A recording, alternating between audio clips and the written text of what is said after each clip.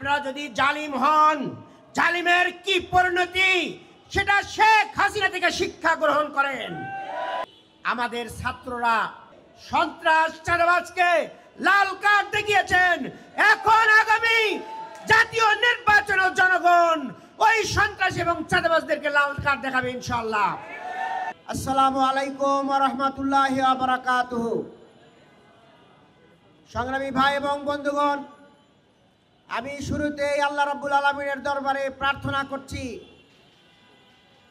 2006 সালের 28 অক্টোবর থেকে শুরু করে বিগত 15 বছর, বিশেষ করে 24 জুলাই আগস্ট আন্দোলনে যারা জীবনের সর্বোচ্চ কোরবানি করেছে, এদের ভিতরে যারা ঈমান নিয়ে আল্লাহর কাছে পৌঁছেছেন, আল্লাহ যেন সবাইকে শাহাদাতের মর্যাদা দান করেন। যারা আহত এবং পঙ্গু, যারা চোখ হারিয়েছেন, হাত হারিয়েছেন,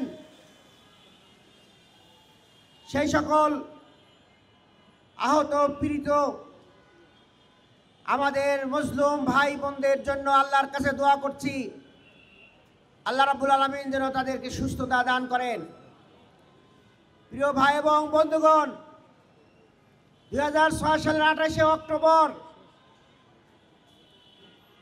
যেদিন 4 দলীয় জোট সরকারের সর্বশেষ কার্য দিবস ছিল, সেই দিন রাত্রিতে প্রেসিডেন্টের কাছে ক্ষমতা হস্তান্তর করার কথা পরবর্তী তত্ত্বাবধায়ক সরকার গঠনের জন্য। ঠিক সেই দিনে শেখ হাসিনা, ফ্যাসিবাদের জননী, সন্ত্রাসের জননী শেখ হাসিনা পূর্ব পরিকল্পনা নিয়ে ছাত্র জনতাকে সাপের মতো পিটিয়ে হত্যা করার জন্য তার গুন্ডা বাহিনীকে সে নির্দেশ দিয়েছিল সারা দেশ থেকে লগি বৈঠা নিয়ে ঢাকায় আগমন করার জন্য। আমরা দেখেছি সারা বাংলাদেশ থেকে সকল গুন্ডা বাহিনীকে ভাড়া করে আনা হয়েছিল। তারা সেদিন আমাদের এই পল্টন মোড়ে ইসলামী ছাত্র শিবির, জামাত ইসলামী, সাধারণ মানুষের উপরে হায়নার মতো হামলে পড়ে। আমরা কিছু বুঝে ওঠার আগেই তারা আমাদের উপরে নির্বিচারে গুলি এবং লগি বৈঠনি আক্রমণ পরিচালনা করে। আপনারা ইলেকট্রনিক্স মিডিয়ার সুবাদে সেই সকল দৃশ্যগুলো তখনও দেখেছেন, আজকেও আবার নতুন করে আপনাদের দেখানো হবে। প্রিয় ভাই এবং বন্ধুগণ, শেখ হাসিনা তার সেই নীল নকশা 28 অক্টোবর শুরু করে, সেই 28 অক্টোবরই কিন্তু শেষ হয়নি। তার নীল নকশার কার্যক্রম একের পর এক পরিচালনা করতে লাগে। তারা 111 সংগঠিত করে দেশের উপরে তারা চেপে বসে এবং 2008 সালের ইলেকশনে ইঞ্জিনিয়ারিং করে 4 দলীয় ঐক্যজোটকে তারা বিভিন্নভাবে পরাজিত করার জন্য ইলেকশন ইঞ্জিনিয়ারিং করে। এরপরে তারা শুরু করে তাদের কিলিং মিশন। শুরুতেই তারা বিডিআর বিদ্রোহের নামে আমাদের চৌকস সেনাবাহিনীর 57 জন কর্মকর্তাকে হত্যা করে। তারা প্রতিবেশী ভারতকে খুশি করার জন্য ভারতের প্রেসক্রিপশনে তারা মনে করে ইসলামী সংগঠন, ইসলামী প্রতিষ্ঠান হলো এই ভারতের দুশ্মন। এই জন্য তারা সেনাবাহিনীর ভিতরে যে স্বাধীন চেতা মানুষগুলো ছিল, যে ইসলাম প্রিয় মানুষগুলো ছিল, সেইগুলোকে প্রথম হত্যা করে। এরপরে দ্বিতীয় টার্গেট নেয় বাংলাদেশ জামাত ইসলামীকে। জামাতের নেতৃবৃন্দকে গ্রেপ্তার করে মিথ্যা মামলা দেখিয়ে পরবর্তী দিকে তাদের বিরুদ্ধে তারা সেই মিথ্যা সাজানো নাটক সৃষ্টি করে, ৭১-এর গণহত্যা নাটক সৃষ্টি করে এবং তারা আমাদের নেতৃবৃন্দকে একের পর এক গ্রেপ্তার করে 11 জন নেতাকে জেলখানায় হত্যা করেছে, ফাঁসি দিয়েছে। একজন নেতা আল্লাহর পক্ষ থেকে বেঁচে গিয়েছিলেন, এটিএম আজহারুল ইসলামকে আল্লাহ রাব্বুল আলামিন নিদর্শন হিসেবে রেখে দিয়েছিলেন। আমরা সুপ্রিম কোর্টের সর্বোচ্চ বিচারালয়ে 7 জন বিচারপতি শুনানি করে এটিএম আজহারুল ইসলামকে নির্দোষে খালাস প্রদান করে।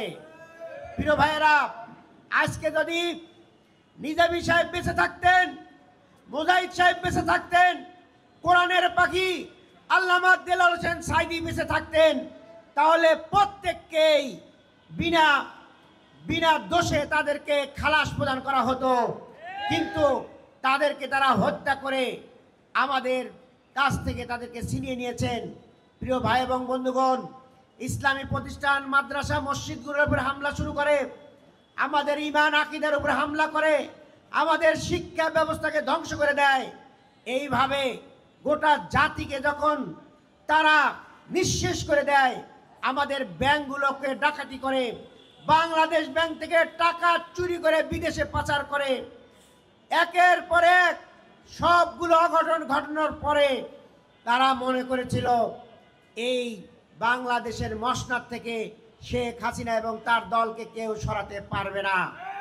তারা ডিক্লেয়ার করেছিল 2041 সালের আগে শেখ হাসিনা বিদায় নেবে না। প্রিয় ভাই এবং বন্ধুগণ, যে কারণে তারা প্রত্যেকটি ইলেকশন করেছে একটা থেকে আর একটা ভিন্ন। 14 সালের ইলেকশনে তারা যে ধরনের ইঞ্জিনিয়ারিং করেছে, 18 সালে আর এক ধরনের, 24 সালে আর এক ধরনের। প্রিয় ভাইয়েরা, জনগণ যখন একটার পরিপূরক সিদ্ধান্ত গ্রহণ করে, তারা তখন নতুন আর একটা সিস্টেম আবিষ্কার করে। এইভাবে তারা মনে করেছিল 41 সালের আগে তারা বিদায় নেবে না। কিন্তু আল্লাহর মেহেরবানিতে দেশের ছাত্র জনতা জেগে উঠল। ঢাকা বিশ্ববিদ্যালয় থেকে ফ্যাসিবাদ পতনের আন্দোলনে ডাক দেওয়া হলো। তারা সেখানে ছাত্র ছাত্রীদের উপরে নির্যাতন চালু করলো। এক পর্যায়ে ঢাকা বিশ্ববিদ্যালয় বন্ধ করে দেওয়া হলো। তখন এই আন্দোলনের অগ্নিস্ফুলিঙ্গ বেসরকারি বিশ্ববিদ্যালয়গুলোতে ছড়িয়ে পড়লো। সারা বাংলাদেশে যখন আগুন ছড়িয়ে পড়লো, সেই আগুনে নিক্ষিপ্ত হয়ে আওয়ামী লীগ সহ শেখ হাসিনার দল দগ্ধ বিদগ্ধ হয়ে ভারতে গিয়ে আশ্রয় নিয়েছে। সংগ্রামী ভাইয়েরা, আমরা মনে করেছিলাম এই জালিম পালিয়ে গেছে, এই দেশ থেকে জুলুম আর থাকবে না। কিন্তু আমরা দেখতে পাচ্ছি আবার নতুন করে জালিমের জন্ম হচ্ছে। তারা চাঁদাবাজি করছে, লুণ্ঠন করছে, সন্ত্রাসী কার্যক্রম করছে। তারা বিভিন্ন বাসা বাড়িতে হুমকি দিচ্ছে, ধানের শীষের পরিবর্তে অন্য কোনো উঠান বৈঠক হবে না। আমরা পরিষ্কার করে বলতে চাই, আপনারা যদি জালিম হন, জালিমের কি পরিণতি সেটা শেখ হাসিনা থেকে শিক্ষা গ্রহণ করেন। আগামী দিনে মানুষ চাচ্ছে সুন্দর, অবাধ, নিরপেক্ষ নির্বাচন। আর সেই নির্বাচনের জন্য জুলাই সনদ স্বাক্ষর হয়েছে। এই জুলাই সনদের আইনি ভিত্তি দিতে হবে। সেই আইনি ভিত্তির উপরে নির্ভর করে আগামী নির্বাচন দিতে হবে এবং সেই নির্বাচনে এই দেশের মানুষ সিদ্ধান্ত গ্রহণ করবে এই দেশে চাঁদাবাজ থাকবে না ন্যায়পরায়ণ মানুষ থাকবে, এই দেশে দুর্নীতিবাজ থাকবে নাকি ন্যায় নীতির উন্মোচিত হবে। সেই সিদ্ধান্ত নেবে দেশের জনগণ ইনশাআল্লাহ। প্রিয় ভাই এবং বন্ধুগণ, ইতিমধ্যেই আমাদের ছাত্ররা তাদের লাল কার্ড দেখিয়ে দিয়েছে। ঢাকা বিশ্ববিদ্যালয়ের ডাকসু নির্বাচন, জাহাঙ্গীরনগর বিশ্ববিদ্যালয়, চট্টগ্রাম বিশ্ববিদ্যালয়, রাজশাহী বিশ্ববিদ্যালয়ের ছাত্ররা ইতিমধ্যেই সন্ত্রাস চাঁদাবাজকে লাল কার্ড দেখিয়েছেন। এখন আগামী জাতীয় নির্বাচনে জনগণ ওই সন্ত্রাস এবং চাঁদাবাজদেরকে লাল কার্ড দেখাবে ইনশাআল্লাহ।